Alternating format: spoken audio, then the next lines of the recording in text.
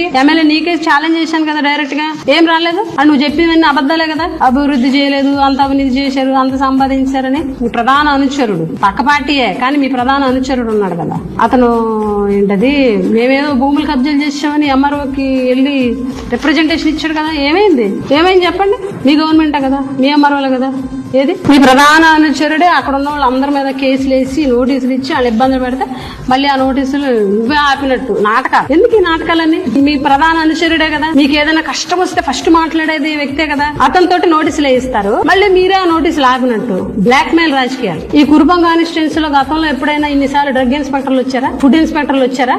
వ్యాపారస్తులను బెదిరించడం, ఆర్ఎంపీ డాక్టర్లను బెదిరించడం, హోటల్స్ ఉన్న వాళ్ళని బెదిరించడం, షాపులు ఉన్న వాళ్ళని బెదిరించడం. ప్రతి వైన్ షాప్ లో ఎంఆర్పీ కన్నా ఎక్కువ ధరకు అమ్ముతున్నారు, 20 రూపాయలు ఎంఆర్పీ ధర వీడియోలు వస్తే ఆ షాప్ మీద చర్యలు తీసుకోకుండా ఆపేవా లేదా? ఎందుకంటే నీ మనుషులు కాబట్టి అక్కడ నిర్వహించేది, నిర్వహణ నీ మనుషులు కాబట్టి ఆపేవా లేదా?